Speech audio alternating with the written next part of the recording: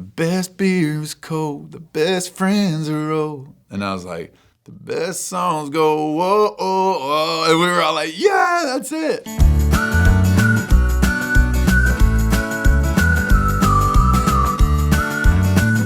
So Blame It On Being Young is basically just like a checklist of all the stupid, crazy stuff I used to do. Probably we all used to do. We used to TP like all the cute girls in high school, you know, and going back in time it was such a fun song to write, to just go back in time and revisit those memories.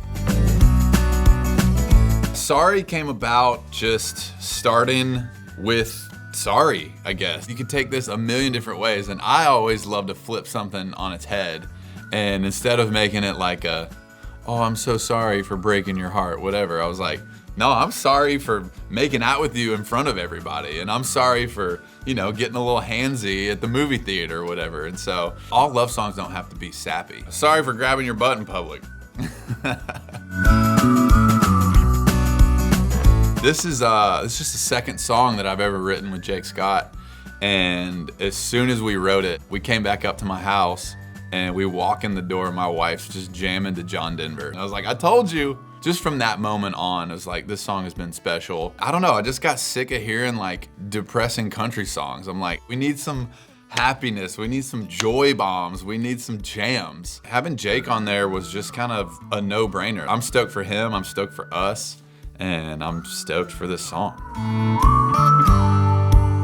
I still believe writing it, we had the music first. I was like, this is an anthem, first of all. And we tried a bunch of whoa, whoa, whoas and woo, woo, wahs, everything. Again, I remember just taking the guitar after like an hour and a half. The best beer is cold, the best friends are old. And I was like, the best songs go, whoa, oh, oh. And we were all like, yeah, that's it. That lit a fire. You know, I still believe in all these things, and the bridge is one of my favorite bridges I've ever written. It just is a stadium song. It just is.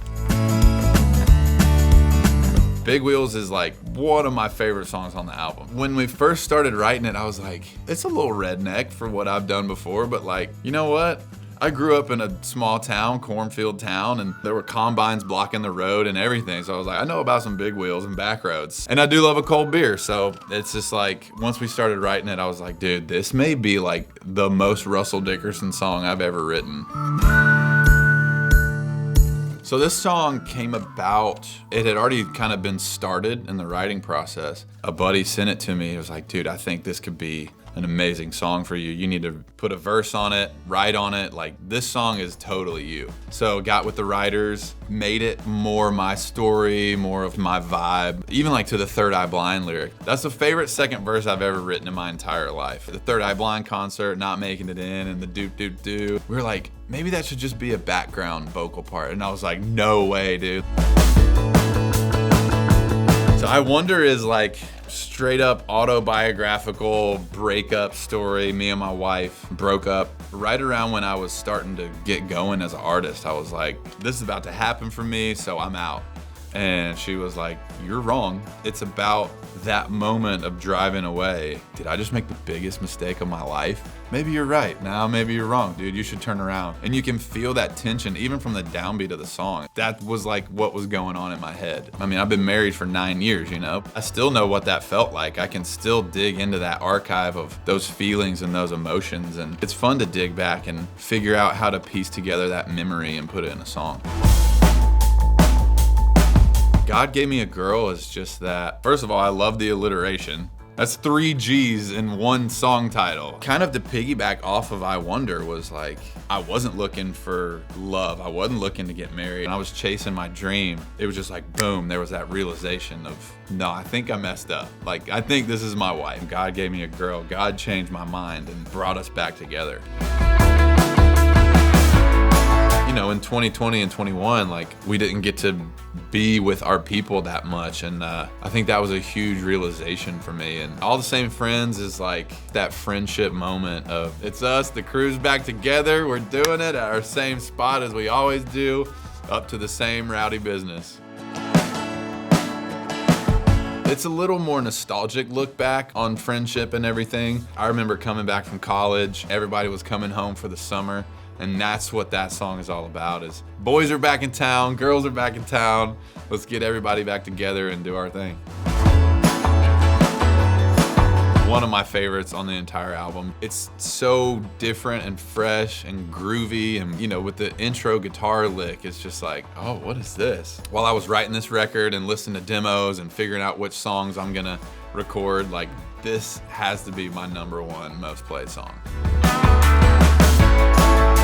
With 18 is just kind of wishing I could have known my wife longer. Even though we met when we were 22 until the end of our lives, like, I still want more. Like, I want to go back to 18. I want to be high school sweethearts and know what you were like then and know what you're like now. And so that's just kind of that was the thought behind 18.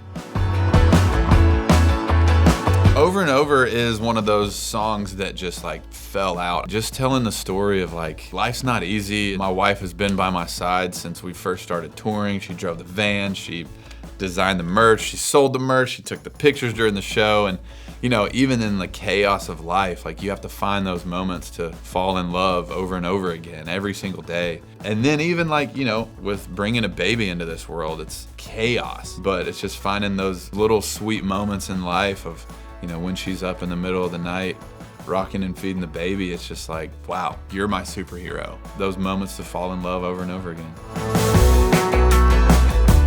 This is the lights up, cell phone in one hand, beer in the other, stadium anthem. I put myself in the listener's shoes in this song, and I picture an amphitheater. You're with your best friends in the entire world. You're singing all your favorite songs together, and this is just like a pause moment. I just picture people looking back, remember that Russell Dickerson concert? Like, God, cheers to that night. That was the best night ever. That's where Drink to This came from.